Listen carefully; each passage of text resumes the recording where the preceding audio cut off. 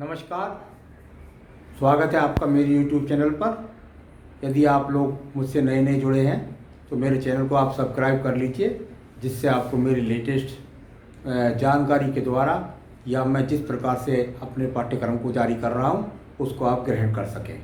तो चलिए, आज का विषय मैं बताने वाला हूं, आप हस्तरेखा के द्वारा किस प्रकार से जान सकें कि किस समय पर विवाह होगा। तो देखिए, हस्तरेखा विज्ञान के अंदर कई प्रकार से मनीषियों ने जाना है कि यहाँ किस प्रकार से हम गणना करें कि हमारे विवाह किस समय पर होगा। इसके लिए बहुत ज़्यादा अध्ययन की, मनन की, लगातार अभ्यास की ज़रूरत है, तब आप जान सकते हैं। तो हाँ, जो मोटे रूप से बात है वो मैं आपको बता रहा हूँ, बहुत गहन इसमें घुसना पड़ता है जब जाकर के इसके पर्वों की गणना को, बृहस्पति पर्व को, शुक्र पर्व को और साथ ही साथ जो गणना मैं बता रहा हूँ इनको जान करके, क्योंकि यदि पर्व यहाँ पर दब जाएंगे तो भी इसका फर्क पड़ता है। तो कुल मिलाकर यहाँ मैं बताने जा रहा हूँ किस समय पर आपका विवाह होगा। मेरे एपिसोड से आखिर तक जुड़े रहिए, क्योंकि मैं कई प्रकार से आपको बताने वाला हूँ कि आप किस किस प्रकार से गणना करें कि आपका विवाह किस आयु में होगा। तो यहाँ पर सबसे पहले मैंने आपको बताया था अपने एपिसोड के अंदर कि अगर किसी व्यक्ति के हाथ के अंदर यहाँ पर बहुत ही नज़दीक में कोई विवाह है, कोई विवाह रेखा है, तो व्यक्ति के जीवन में विवाह जल्द होगा। यानी कि यहाँ नज़दीक में आ गई, बृहस्पति पर्व पर किसी प्रकार का कोई अशुभ चिन्ह नहीं, पर्वत अनुकूल उठा हुआ, किसी भी प्रकार से शुक्र पर्व पर भी अशुभ चिन्ह नहीं है और बहुत नज़दीक में ये रेखा है, तो देश काल पात्र के अनुसार सरकार ने भी ये तय कर दिया है कि इस समय जो युवती की आयु है वो 18 वर्ष है और युवक की आयु जो है वो 21 वर्ष है। कुल मिलाकर के यहाँ पर अगर ये देखें तो इस बात को कह सकते हैं कि व्यक्ति का विवाह 21-22 साल की उम्र में हो जाएगा। यहाँ अगर नज़दीक में रेखा चल रही है तो एक प्रकार से ये गणना भी तय करेगी आपके जीवन के अंतर्गत कि आपका विवाह 21-22-23 में होगा। एक बात। दूसरा, आप जान सकते हैं कि यदि मान लिया आपके हाथ के अंदर, मैंने ये बताया आपको कि व्यक्ति के हाथ के अंदर जो यहाँ पर ये जो दूरी है, ये इस प्रकार के खंडों में अगर इसकी लंबाई हृदय रेखा से और यहाँ तक गणना करें तो इसको आप 10 × 10 10 10 करके अगर विभाजित करेंगे तो यहाँ पर 50 बैठेगा। लेकिन यहाँ जब हम बात कर रहे होते हैं विवाह रेखा की, तो उसके अंदर हमको देखना पड़ेगा कि इसके जो 10-10 के पार्ट में यदि करेंगे तो कौन से पार्ट में, मान लिया ये 10 है, ये यहाँ पर 20, यहाँ अगर आप देखें 20 है, 30 है, आगे तक ये 50 है।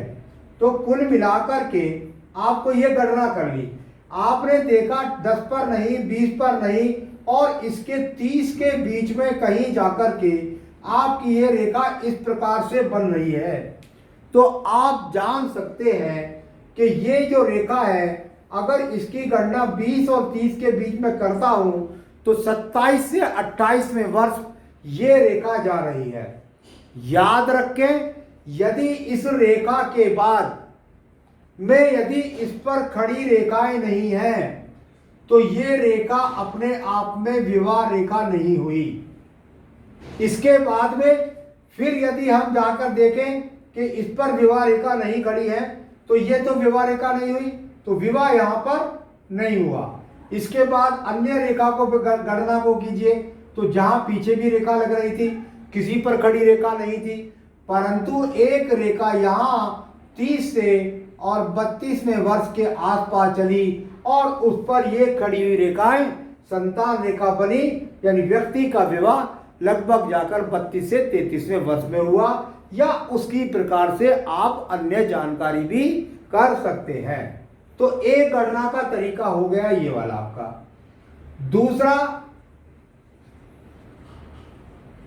विद्वानों ने हमने कहा कि ये रेखा यहां पर प्रेम विवाह रेखा है, ये प्रेम रेखाएं हैं।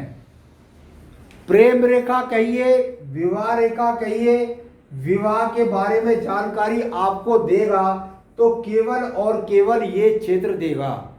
यदि यहाँ पर आपको अच्छी प्रकार से कोई भी स्वस्थ रेखा है और इसके नीचे छोटी छोटी रेखाएं लगी हुई हैं तो उनके फल को आप मत जानिएगा। याद रखें, यहाँ से अगर हम इस प्रकार से गणना करते हैं तो कुल मिलाकर के एक पर्वत मंगल पर्वत जो है इसके अनुसार भी हमको गणना करना होगा। यहाँ पर प्रथम मंगल और प्रथम मंगल से अंगुष्ठ से निकलने वाली रेखाओं से अगर आयु रेखा की गणना की जा रही है तो आयु रेखा की गणना को पहले आप सहजता से कर लीजिए कि मेरी आयु जो है, जो मैंने आयु निर्णय वाले अपने एपिसोड में बता रखा है उसके अनुसार गणना कर सकते हैं कि कौन सी आयु में जाकर के आपके यहाँ अंगुष्ठ से निकल कर एक रेखा, दो रेखा, तीन रेखा आपने इस प्रकार से निकलती देखी होंगी। परंतु इनमें से जो रेखा जाकर के आपकी सीधा सीधा आपकी आयु रेखा को टच करे, मंगल प्रथम पर्व के अंदर से निकल करके जो रेखा यहाँ पर आपकी आयु रेखा को टच करे, वह समय आपके विवाह का होगा।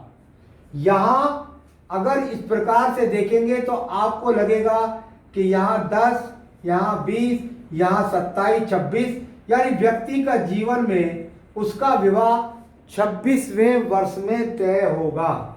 26वें वर्ष में व्यक्ति का विवाह होगा। तो एक गणना इस प्रकार से आप जान सकते हैं।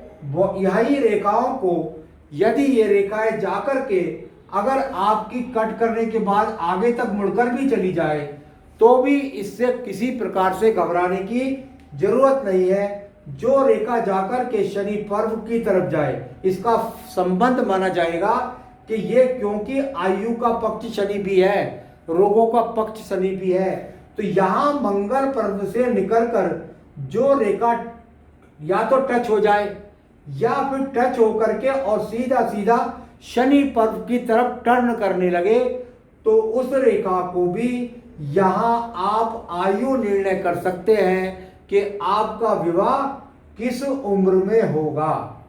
तो यहाँ जहाँ ये बातें हैं तो साथ ही साथ आपको कई लोग जो देखते हैं कि भाई इस प्रकार से रेखा चली गई है यहाँ से और यहाँ चली गई, ऊपर जाके क्रॉस का चिन्ह हो गया। हाँ, मैं मानता हूँ कि नसों का कोई रोग हो सकता है जिससे विवाह में देरी का कारण बने, व्यक्ति विवाह को ना करने लगे, लेकिन पूजा पाठ, अच्छा बृहस्पति पर्व, अच्छा शुक्र पर्व का इन्वॉल्वमेंट भी इन गणनाओं के अंदर देखा जाएगा। तो कुल मिलाकर के यहाँ पर ये काफ़ी अभ्यास आपको करना होगा, जिस अभ्यास के द्वारा आप ये जान पाएंगे कि हम विवाह रेखा की गणना किस प्रकार से कर सकते हैं। यहाँ पर आप अभ्यास कीजिए और बिल्कुल आप इस गणना को निकाल सकते हैं। आगे भी आप मेरे साथ में जुड़े रहिएगा, मैं आपको अन्य एपिसोड की जानकारी आपको देता रहूँगा। नमस्कार।